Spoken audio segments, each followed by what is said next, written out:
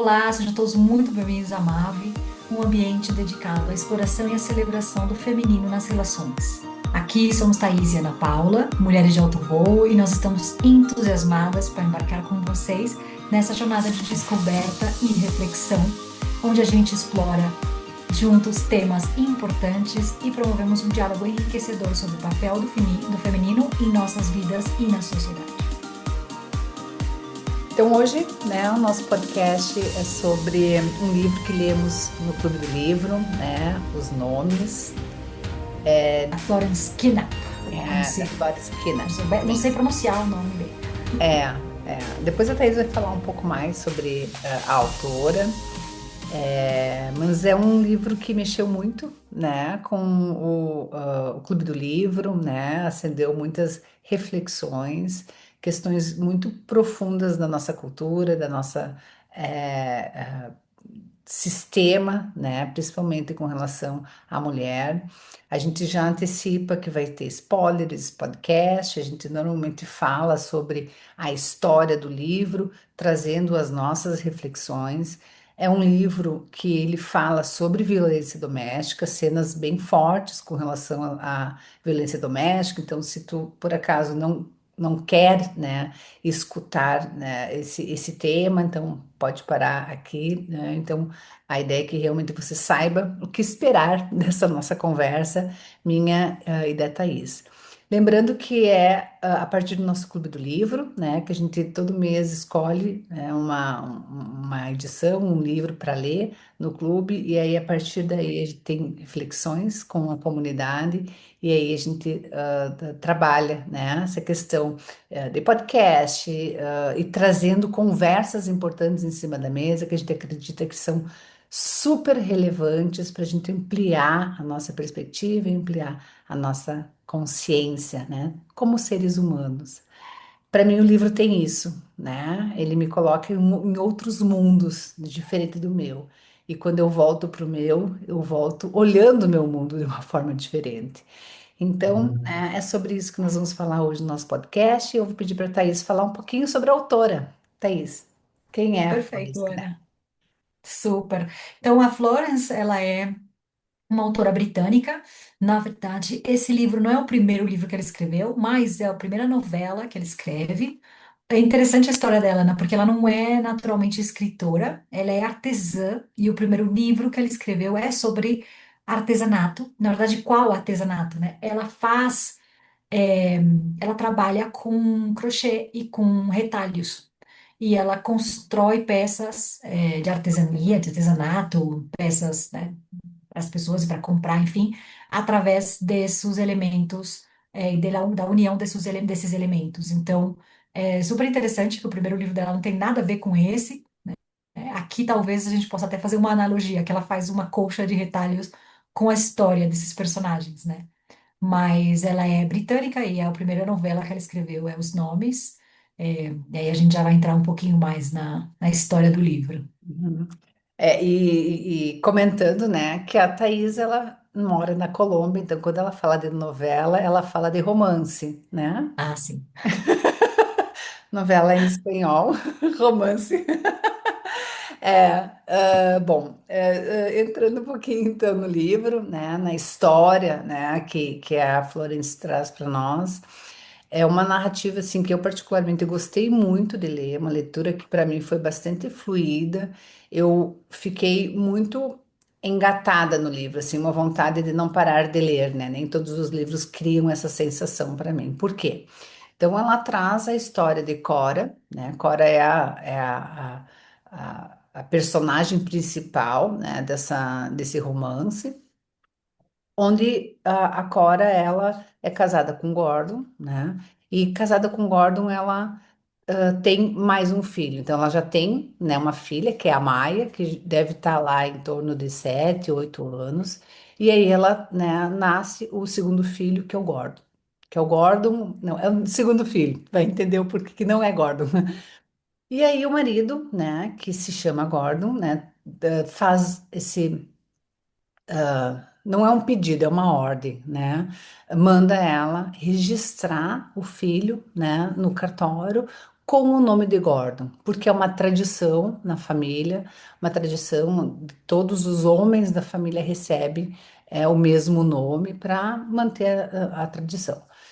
No caminho, né, do cartório, né, então a Cora, ela fica angustiada porque ela não quer que o filho herde, né, não só o nome, mas ela acredita que colocando o mesmo nome, o filho pode também herdar a personalidade do marido, que é um marido, né, agressivo, não só fisicamente e também fisicamente, mas principalmente psicologicamente. Então ela vê, né, se vê nessa situação sem saber o que fazer, né, não querendo que o filho herde, né, essa personalidade do pai, mas, né, recebendo essa ordem. Então o livro ele se divide em três histórias, aonde a Cora escolhe o nome que foi sugerido pela filha, a Maia vai junto, né, que se chama Bear, a Maia sugere Bear.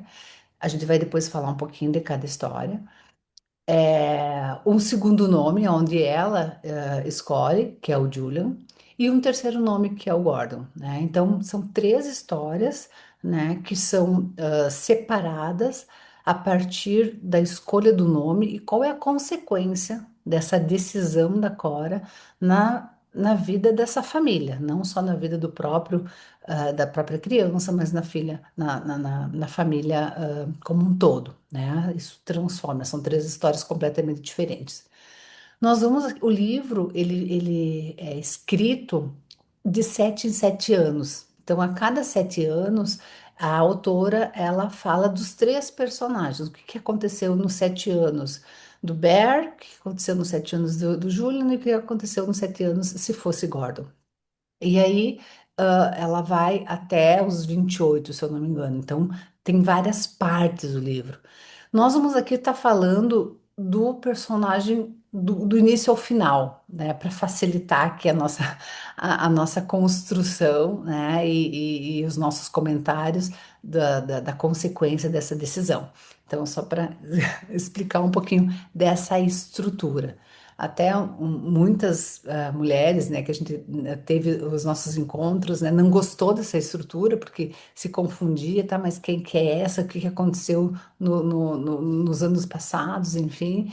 E aí, talvez uma sugestão, né? Se talvez isso também te gere desconforto, pegue e leia o personagem, né? O primeiro personagem, o Bear, todos os anos, enfim, né?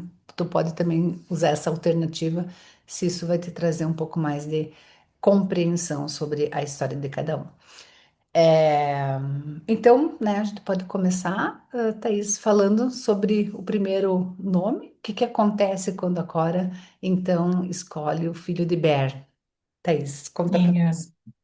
super, né? Acho que é uma coisa interessante que a autora tenta construir na história através dos nomes é não somente ela tenta desconstruir um pouco como a escolha de cada nome, a gente já vai explicar por quê, mas como ela desconstrói ao longo da história, que a escolha de cada nome determina a personalidade ou quem vai ser essa pessoa, a sua história de vida e a maneira como essa pessoa constrói, né, as relações, ao longo da sua existência. Então, ela tenta desconstruir um pouco isso com cada história, né? E a gente vai contando para vocês aqui um pouquinho onde é que ela desconstrói isso, mas vocês vão entendendo conforme a gente for contando. Então, o Uber é a Maia, né? Elas estão a caminho do cartório e a Maia diz para a mãe que a mãe diz para ela escolhe o nome de Ber. Então ela vai, registra e em todo o caminho de volta ela vai angustiada pensando e agora? Ela tomou uma decisão impulsiva e fez a escolha do nome e agora o que que vai acontecer? Ela sabe, nessa altura, ela já tem consciência que o Gordon é um homem violento, não só física, mas também emocionalmente, psicologicamente, financeiramente.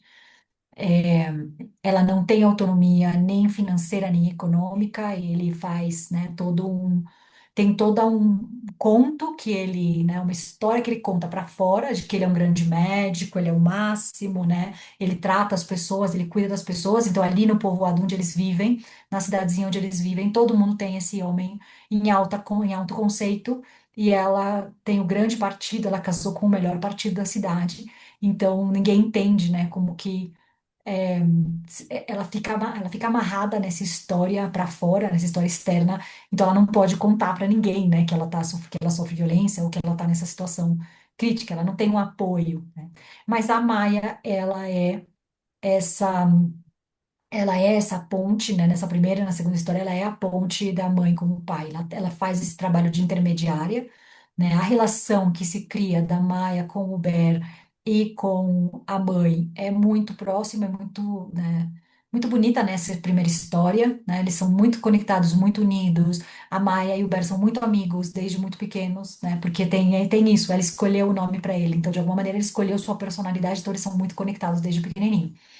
E o que acontece? Quando ela chega em casa, ela, ela sabe que o Gordon vai ter, né, o momento de crise dele, ela evita a conversa, até que ela tem que ter a conversa, a Maia, ela separa a Maia, ela vai, né, para outro lugar, e ela conta pro Gordon, o Gordon agride ela. A cena é absolutamente descrita, absolutamente de uma maneira como se a gente estivesse vendo um filme, bem explícita, bastante difícil de ler, pelo menos para nós que somos mulheres porque é uma violência tremenda, né? Os golpes e tal. Um vizinho passa, vê que ela grita, ela consegue gritar por ajuda, o vizinho escuta, ele entra na casa para ajudá-la e o Gordon termina matando o vizinho, jogando ele pela janela. Então, nisso, chega a polícia, chega todo mundo, levam ele, ele é preso.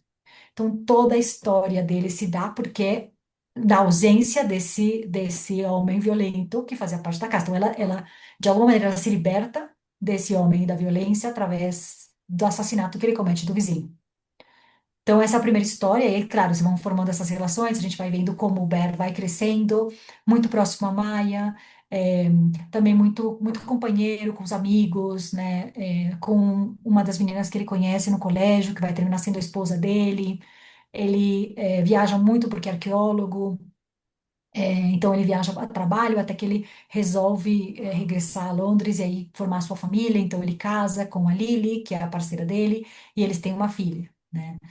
E aí, Ana, não sei se eu vou contando o final, mas você vai me complementando aí. Então, já quando tá no final da história, né, quando a gente chega lá nos 20 e tantos anos dele, a gente encontra esses personagens em pandemia. Eles estão na pandemia, eles estão morando numa casa fora da cidade, né, para poder passar a pandemia e tudo o que trouxe, né, de desafios aí. E ele está limpando algo na parte superior da casa, né, na parte de cima, não nos quartos, senão, né, onde normalmente as pessoas põem bagunça, né, ou coisas de mudança e tal. Então ele está limpando, ou buscando alguma coisa aí com a filhinha dele, que tem 6 anos, se eu não me engano, 5 ou 6 anos, e ele é picado por uma abelha. Ele alcança descer as escadas, né, para tentar chamar ajuda, mas ele ainda não consegue respirar. A menina grita, grita, chama a mãe, consegue chamar uma ambulância, mas ele não sobrevive. Então, o Berk, na nossa concepção, quando a gente lê a história em conjunto, a gente pensa que é o melhor personagem dos 3 filhos, né, que ela tem.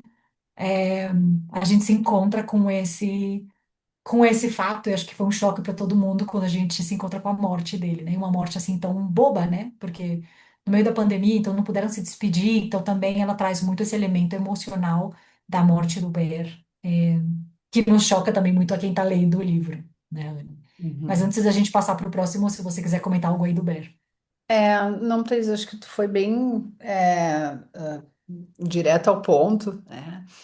O que chama a atenção que tu falou assim, o Bear, né, pelas narrativas nos parecia, né, a escolha aonde traria mais união para essa família, onde a Cora estaria livre, né, para também poder estar realizando, enfim, os seus sonhos, né? Isso não acontece de uma forma tão explícita assim essa liberdade, qual é, né, o resultado dessa liberdade. Então a gente não vê uma Cora feliz, mas sim conectada com os filhos, enfim, né? Então eu acho que a autora também está trazendo e a morte do Bear, né, foi algo assim muito traumático na leitura, porque a gente quer um final feliz, né?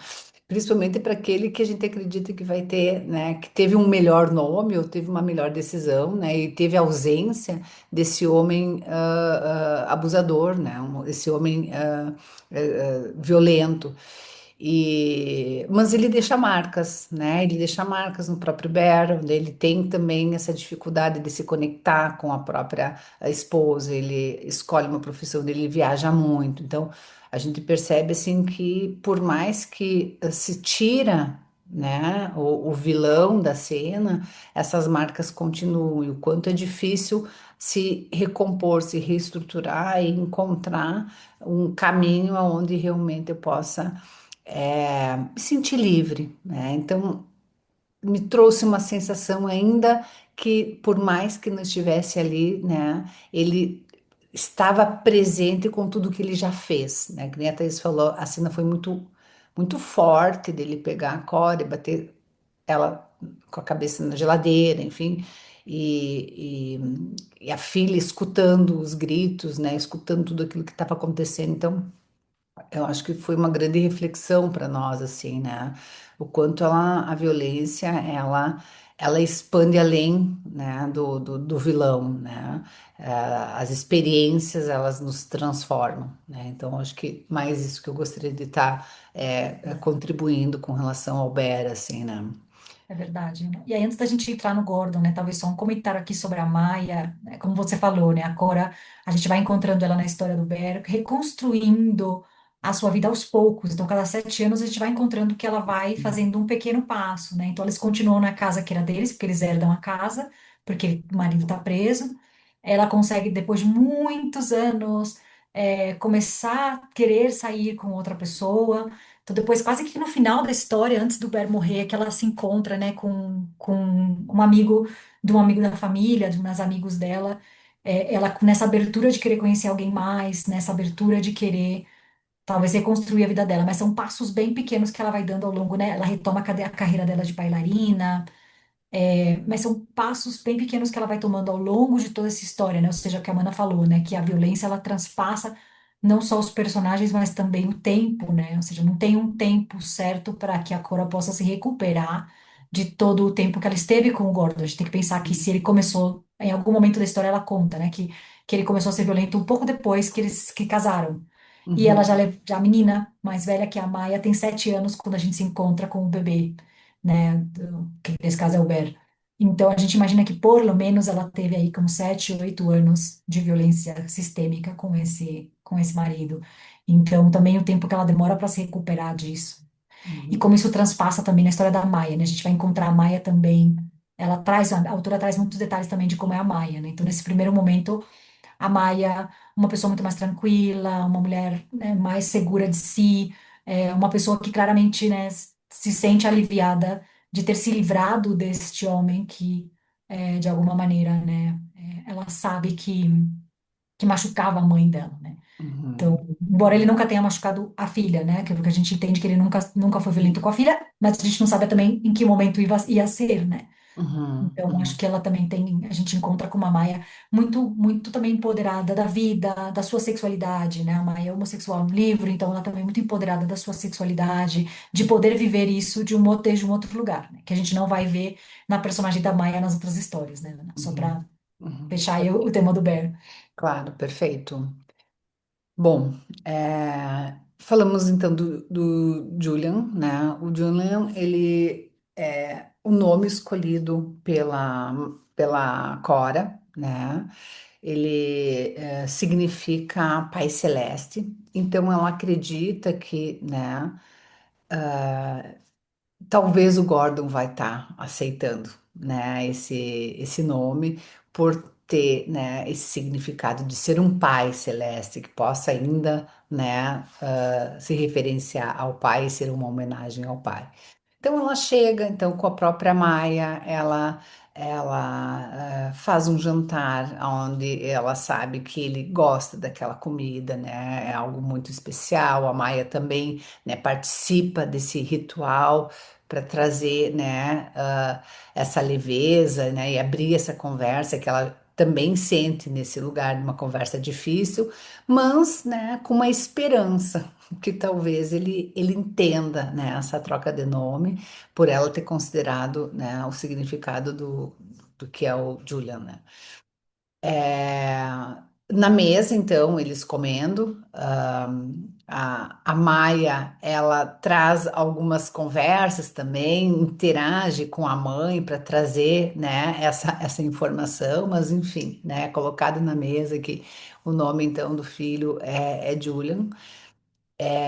Ele, num primeiro momento, né, ele nem acredita, enfim, mas ele não tem uma reação, né, súbita, né, não tem uma reação, né, automática.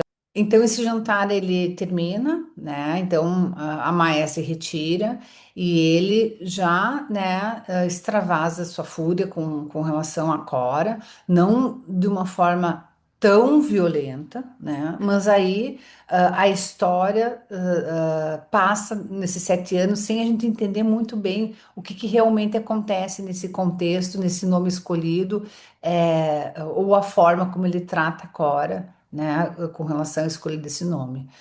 Passando esses 7 anos, a autora traz os filhos, né, o Julian e a Maya, já morando com a avó na Irlanda. Ou seja, a mãe foi morta, né? A gente não sabe, né, nesse ponto do livro por que que ela foi morta ou o que que realmente aconteceu, mas toda a história a partir daí do Julian acontece na Irlanda com a avó, né? Com essa relação da avó. Uma mulher que já tem uma certa idade, né, que já estava buscando, né, era viúva, já estava buscando outras formas de poder, enfim, viver a vida, de aproveitar a vida, se vê com duas crianças, né, o Julian super pequeno, a Maia também, e aí ela passa a dedicar a vida dela cuidando desses netos, né? O Júlio é uma criança muito introspectiva, muito retraída, né? Então, isso aparece nas relações com o colégio, aparece em todas as relações, inclusive na relação dele com a própria Maia, né? Não existe uma conexão muito profunda dos dois aí, até que aparece um personagem que, se eu não me engano, é Seban, é o que é um amigo, né, da avó, e esse amigo, né, eles acabam começando a sair, mas a avó, ela diz que não quer nada sério, não quer nenhum compromisso, porque ela tem a responsabilidade com os netos, mas ao mesmo tempo pede ajuda para ele. Então, ele é um artista, né, ele faz joias, e ele ensina, né, essa arte, esse ofício para o Julian. Então, o Julian acaba tendo essa referência masculina, essa profissão, ele se encontra nesse espaço, ele consegue se socializar um pouco mais, né, a partir dessas experiências. Ele encontra, ele conhece a futura esposa dele, que também é uma artista, e aí ele tem essa história, mas sempre muito contraído, com sempre um pano de fundo, né, desse pai que está preso, que é um homem violento, e da preocupação de ter dado isso. Então, desde se relacionar com as mulheres, o medo dele que ele não conseguisse conter a fúria, né, que também pudesse estar aí agredindo outras mulheres. Então, esse foi o motivo onde ele se retraiu muito. Tem uma conversa muito bonita, né, na relação com a futura esposa dele, que é onde eles começam a conversar e bem no começo eles nem estão namorando e ele externa isso. Ele disse, olha, né, eu tenho medo de me relacionar porque o meu pai, né, é assim assim e eu tenho medo que eu também, né, não consiga me controlar com relação às mulheres. E essa foi uma relação que foi sendo construída a partir dessa transparência, dessa verdade, né? Então, apesar de eles terem, né, muita resistência de voltarem, né, à cidade natal, chega a pandemia, eles têm dificuldade financeira, era importante que ele expandisse o negócio, vendesse para outros países. E ele muito retraído, com medo, com um trauma, né, Thaís, de estar, né, tendo que ir para outros países, porque ali era ainda o lugar seguro que ele se sentia. Até que ele se separa da mulher, enfim, por causa dessas discussões, e ele se entende, se conhece e busca uma nova oportunidade, ah, disposto a poder estar aí ampliando os negócios. E também numa conversa muito bonita com Maia, que aí é onde a gente descobre, né, como que a mãe morreu. E eu vou deixar para te contar, né, como é que foi essa conversa, Thaís? Ana, então, é uma das outras cenas bastante duras, né, do livro, porque a Maia conta a história, porque obviamente o Juliano não lembra, ele era muito pequeno.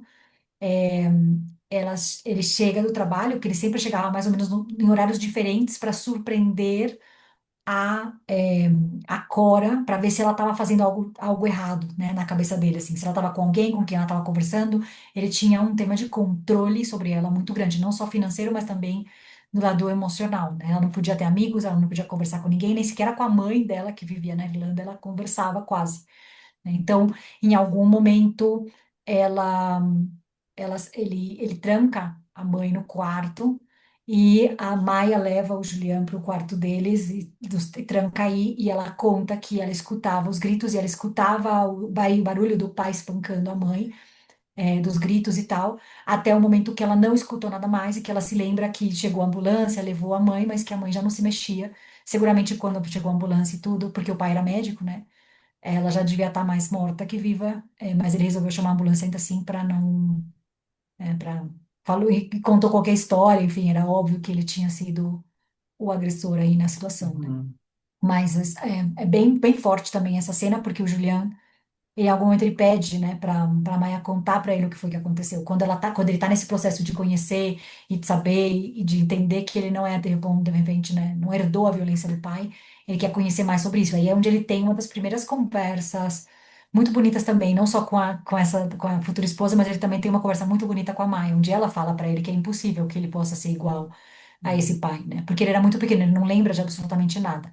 Mas uhum, a Maia, como era esse personagem que era meio que a diplomática aí da casa, né? A diplomata, ela tenta fazer às vezes de tudo que ela faz é para evitar que o pai seja violento com a mãe. Então ela sempre tenta de intervir porque ela sabe que com ela ele não vai ser violento. Porque nos 7 anos que ela tem de evidência, ele não foi nunca violento com ela, mas ela sabe que a mãe sofre e ela tenta intermediar essa relação, né, para que a mãe sofra o menos possível. Então ela tem essa conversa com o Julian, conta pra ele a história. Aí é quando a gente também descobre como é que foi que, né, que uhum. o pai matou a mãe. É. E isso também é algo que fica de pano de fundo dos dois, porque ele tá preso. E um medo, quando ele for solto, o que que vai acontecer? Ele vai atrás deles, não vai. Então, assim, é um caminho dessa história, né? Que a gente sentiu, assim, bastante sofrimento no que ficou nesse sistema, né? Uma avó que abdica, né, da sua liberdade para cuidar dos netos, né, os netos perdidos, órfãos, né, praticamente, com esse pano de fundo da violência do pai, ou com o pai preso, né, sem muita referência de família, inclusive, né, Thaís? E mostrando todos os seus traumas das decisões que tomam, né? Então, a partir daí a gente conhece, então, qual é a consequência da escolha do nome do Julian. E o último nome, né, que é então o Gordon, que é o nome escolhido, né, pelo marido. Então ela toma essa decisão e chegando em casa, claro, né, o Gordon, o pai, ele se sente realizado. E aí a conversa, a narrativa, ela fica em torno de uma criança, né, que nasce. Sim, se eu fechar meus olhos, é como se ele fosse sempre assim, olhando para o pai, né, e querendo atenção, né, querendo ser visto, né, querendo que o pai tenha orgulho dele. Então, tudo que ele fazia era para agradar o pai. O pai, entendendo isso, ele se utilizou do filho para saber o que acontecia dentro de casa, né? Então, se a mãe tinha, sei lá, comido chocolate que não era para ela comer porque ela estava um pouquinho gordinha ou se ela tinha saído. E o filho acabou percebendo, né, o quanto isso agradava o pai, É, o quanto o pai se interessava por essas conversas, quando ele trazia algo que a mãe tinha feito de errado, ele começou a produzir, inclusive, histórias que não eram verdade, onde a Cora era, recebia as consequências, era punida por cada vez que quebrava alguma regra, enfim, né? Ela teve muita dificuldade de se vincular com essa criança no começo, né? Tanto que o marido meio que intimou ela, disse, olha, né, tu tem que cuidar dele. Ela não conseguia cuidar dele, até que, né, conforme os anos foram passando, ela restabeleceu esse amor de mãe e um amor de mãe que superava tudo que ele fazia, tudo que o filho fazia, né? Então, é, eu fico imaginando, né, uma mãe que está dentro de casa sempre preocupada, sempre atenta, né? Tudo que for fazer, né, possa ser algo que vai ser punida. Então é uma vida assim muito dura para Cora, né? E esse filho ele cresce, né, com essa narrativa, com essa expectativa, com esse desejo de sempre agradar o pai. Ele acaba, a filha, né, vendo tudo isso, se afasta, ela acaba se tornando médica também, né, Thaís? Mas ela se afasta da família, ela não dá conta de ver o sofrimento da mãe, né, de tanta repressão, assim, tanto do pai como do filho. E o Gordon, ele fica meio perdido assim, né? Ele tenta algumas coisas e aí, com relação à profissão, ele se sente muito julgado também, né? O pai, ele meio que desdenha ele, sabe? Que ele não é competente, que ele não vai dar conta, que ele não vai fazer, ainda é dependente dele. Então, isso acaba aflorando muitos sentimentos, até que chega um momento onde o filho ele sofre um acidente, né? Ele vinha assim desde com problemas de bebida, com, né, várias questões, né, na jornada dele. Ele sofre esse acidente, é meio que como se fosse, né, um divisor de águas, né, onde ele se dá conta, poxa, o que que eu estou fazendo da minha vida? Tem uma cena também no hospital, onde ele escuta uma conversa de corredor com relação ao pai, né, falando mal do pai, dizendo, nossa, que ele é um, eu não lembro a palavra certa, assim, mas, enfim, ele conhecendo o pai de um outro lado. E aí, o filho, ele acaba retornando para casa devido ao acidente, devido às questões profissionais que não estavam dando certo, ele retorna para casa e ele começa a conquistar essa mãe, né? No sentido de levar algo que ela gosta, né? Levar um chocolate. A Cora muito ainda apreensiva, não sabendo se o que ele estava fazendo era para tentar ela, para ela fazer algo que estava fora das regras e ser punida. E ele começou a perceber essa tensão, começou a perceber a forma como o pai trata ela, né? Sempre desdenhando, sempre não elogiando a comida, sempre, né? Reduzindo ela, né? Então, aí, né, tem uma reviravolta muito grande, assim, o filho ele sai de casa, né? E nessa saída de casa, é, ou durante, enfim, né? O pai, ele acaba querendo prender cada vez mais a Cora. Então, ele traz notícias mentirosas de quem é o presidente, do que está acontecendo no mundo. Ele tira a Cora, né, da realidade, né? Por que isso? Porque chega um momento onde a Cora acaba fazendo uma avaliação para ver se ela tá bem, enfim. E como ela fala coisas que não tem pé nem cabeça, porque foram informações que ela recebeu do marido, ela é considerada não apta, né? Ela não tem condições para tomar decisões, então tira completamente o poder dela. Ela até nessa trajetória ela tenta sair algumas vezes de casa, mas ela não consegue, né? Ela retorna à sociedade, aí é muito cruel com ela, porque ao mesmo tempo que não consegue proteger ela, questiona ela, como assim, né? Tu não quer viver com um médico que cuida de todo mundo, que é bondoso, que é isso, que é aquilo. Então, ela Essa é uma das divergências com a Maia. A Maia fica muito revoltada mesmo, né? Porque que a mãe não faz nada. E isso foi algo que a gente trouxe muito na conversa, né? O que faz com que uma mulher fique num sistema assim? E no final a gente quer trazer essa reflexão. Então, nessa saída do Gordon, do filho, né? O pai ele continua, né, sendo o agressor, né, reduzindo ela, né, tendo várias cenas, né, domésticas, enfim. Só que ele não sabia que o filho, antes de sair de casa, tinha colocado várias câmeras, né? Então ele conseguiu gravar a forma como o pai tratava a esposa. Ele foi com essas gravações para uma conversa com o pai. Ele não denunciou o pai, né? Mas ele ameaçou, né? Ou tu sai de casa e dá para a mãe tudo aquilo que ela tem de direito, né? Ou eu vou revelar quem é realmente o Gordon. E nisso, né? O livro ele não, a autora não descreve exatamente o que acontece, mas a cena, né? O livro, a história do Gordon termina mais ou menos aí, né? Com essa libertação da Cora, né? A partir do filho, né? Que é uma reviravolta também, né? Todo mundo, né? Acreditando que receber o nome do Gordon seria também uma pessoa que fosse, né? Violenta, né? E ele acaba se transformando no salvador da mãe, né?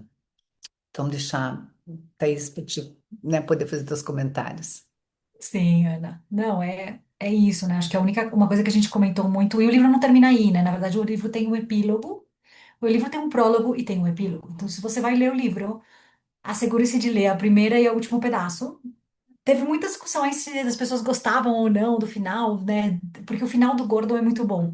E aí ela coloca um prólogo, desculpa, um epílogo no final, onde ela fala um pouco que no fim a Cora não escolheu nenhum dos três nomes, ela escolheu o nome de Hook, que era o nome do pai dela. A gente não sabe quem é o Hook, então a gente não tem a menor ideia do que vai acontecer com essa criança, porque a história termina aí, né?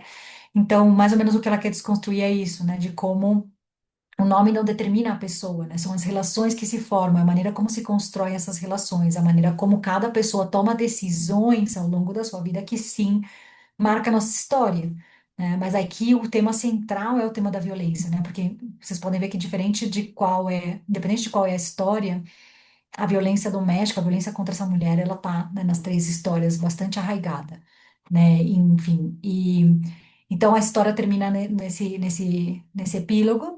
Mas uma das coisas que a gente mais conversou durante o Clube do Livro, uma delas é que interessante que nas três histórias a liberdade da Cora acontece através de outra pessoa, né? Então é o marido que mata ela no fim do dia, porque ela ficou ali, que é uma realidade, né, Ana? Isso pode acontecer, né, com qualquer mulher que sofre esse tipo de violência. Em algum momento a violência pode sair, se é que existe violência com controle, né? Mas em algum momento a violência pode sair de só, né, uns golpes ou a violência psicológica, a violência econômica, a ser uma violência que realmente mata. Né? Acho que toda violência tem o potencial para poder matar uma pessoa, né? Essa violência física, principalmente. Não quer dizer que não tenha a violência psicológica, a violência emocional, a violência. Porque aqui ele praticava todas as violências com essa mulher, né? Ela não tinha independência, nem financeira, nem econômica, nem a necessidade de controlar, ela era absurda, né? Então ela não podia falar com ninguém. Até na história, é, ela tenta sair algumas vezes de casa, vai buscar ajuda, nem a Maia acredita que ela vai embora daí, porque a Maia já não acredita, não, que a mãe tenha essa capacidade, essa força para ir embora. E na verdade não é um tema de força da mãe para ir embora, né? É um tema de todo esse ecossistema que esse homem criou para que ela não possa ir embora, né? Então tem um tema muito forte aí da violência.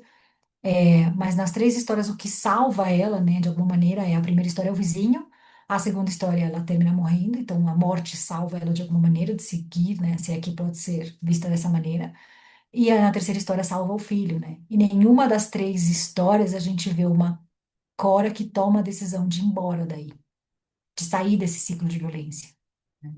E outra coisa que a gente conversou muito também, que a gente quer trazer aqui para vocês, é a importância de conversar sobre esse tipo de coisas, né? Até há pouco tempo a gente não via histórias em livros, em séries, onde a gente falava da violência dessa maneira, né? Então, embora por algum lado a gente escuta pessoas que falam, ah, isso poderia ser um incentivo para que os homens continuem fazendo, né, violência contra a mulher. Eu penso o contrário, eu penso que quando nós, por exemplo, né, temos alguém do nosso lado, a gente sabe, a gente vê de fora que tem alguma coisa errada nessa relação, né, que essa mulher não é feliz, que essa mulher, a gente nota alguma coisa estranha, mesmo que não seja uma violência física, porque a violência emocional e a violência econômica, psicológica, elas também marcam muito, né? Às vezes a gente sabe que tem uma amiga, um irmão, uma pessoa conhecida que está nessa situação, a gente não consegue conversar, porque se ela conversar com você, a situação pode piorar para ela, né? Então, como é que a gente ajuda? Puxa vida, eu dou um livro de presente para ela como esse, sabe? Tem tanto livro nesse momento que está conversando sobre isso. A gente tem os nomes dos três últimos livros que eu li ultimamente, tá? Véspera. Os nomes. A Empregada, que está super de moda agora com a Frida McFarlane, que tem livros assim espetaculares. Todas elas e outras autoras mulheres estão falando sobre isso, né? Sobre a violência, sobre a situação da mulher, sobre as relações tóxicas, sobre as relações complicadas, muito focadas aí no tema patriarcal. Então, quando a gente presenteia, por exemplo, uma mulher, né, que está próxima de nós, a gente não pode ter essa conversa porque ela não se sente confortável. Se a gente dá um presente como um livro desses para essa pessoa, quando ela começa a ler, eu acredito, Ana, que ela se identifica com esse personagem. Nossa, mas ele também faz isso comigo. Nossa, mas meu companheiro também faz isso comigo. Nossa, mas. E aqui é onde ela de pronto começa a ver que ela precisa pedir ajuda.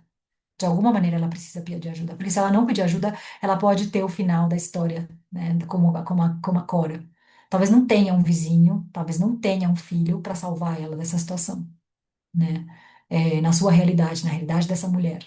Então é muito importante que, de alguma maneira, essas histórias saiam, de alguma maneira, esses livros falem sobre isso, né? Para que essa mulher sinta que não, ela não está sozinha, que tem outras mulheres que passam por isso e que ela não precisa estar aí, que isso não é normal, né? Porque eu acho que essa é a história do livro, né? Não é normal essa relação, não é normal o que ele faz com a Cora, né? É, isso foi algo que a gente conversou bastante também, né, no nosso clube, Ana.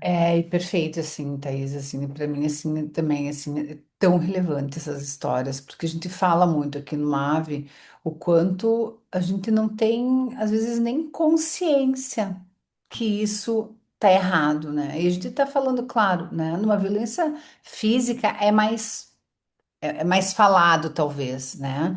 Mas quando a gente fala de uma violência financeira, né? A mulher, ela não tem noção do que esse casal tem de recurso. Mesmo que essa mulher ela escolhe estar, né, cuidando da família, dentro de casa, enfim, ela faz parte, assim, a questão financeira é da família, né? Ela faz parte disso. Então, esconder o quanto nessa família tem é uma violência financeira. Isso não é normal, né?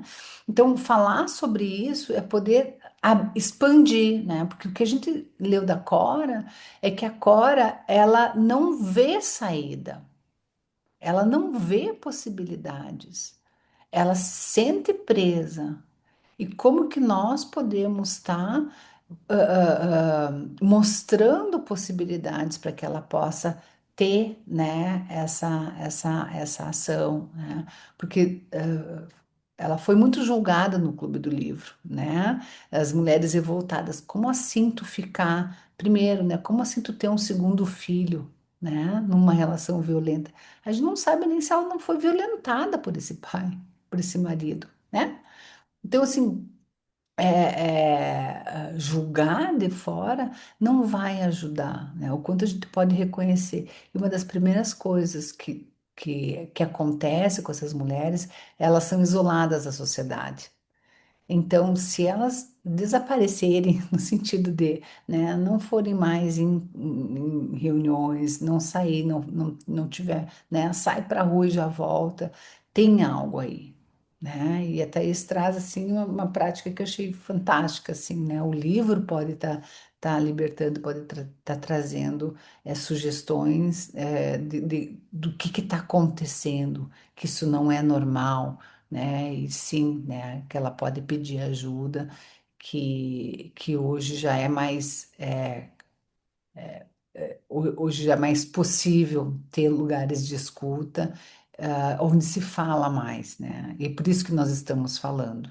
né? É uma conversa dura, é uma conversa difícil, mas é uma conversa necessária, né? Nós ainda sofremos muita violência. A mulher ainda é vista como fraca, né? Como submissa, com o papel de estar servindo. Nós precisamos quebrar esse ciclo, né? E é isso que nós estamos fazendo aqui, né? Nessa conversa super relevante, né? Expandindo o que é, né, esse papel da mulher dentro de uma relação. É isso aí, Ana. E se você gostou dessa conversa, se você achou essa conversa relevante, se você conhece alguém que além de dar um livro, você pode mandar esse podcast para ela escutar ou para ele escutar, compartilha. Nós estamos também presentes no Instagram, nós temos nosso canal Mulheres de Alto Voo aqui no Spotify. Ative as notificações para você receber os nossos próximos episódios. Participa no nosso Clube do Livro lá no Instagram. A gente tem um montão de conteúdo também no Instagram para vocês. Então, fiquem conectados aqui com Mulheres de Alto Voo. A gente deixa os links aqui também nesse podcast e nos vemos até o próximo podcast. Lembrando, né, Thaís, que nós temos aí o nosso curso, né, que é a Jornada Map Life, que é um curso voltado para a mulher, né, para o seu autoconhecimento, uma jornada onde a gente ensina passo a passo como construir, né, novas escolhas, né, sair desse lugar onde eu me sinto controlada pela vida, para começar a controlar a vida, né, estar no banco da frente, né, tomando as decisões para que você possa ter sim uma vida com mais satisfação, com mais felicidade, fazendo aquilo que realmente te importa fazer, cuidando, né, das relações que te importam. Tá? Então, você encontra o curso na bio do nosso Instagram, né? Nós podemos deixar aqui também no nosso Spotify, né? Saiba mais ali sobre o curso. Vamos adorar te encontrar lá, ok? Até mais! Até mais!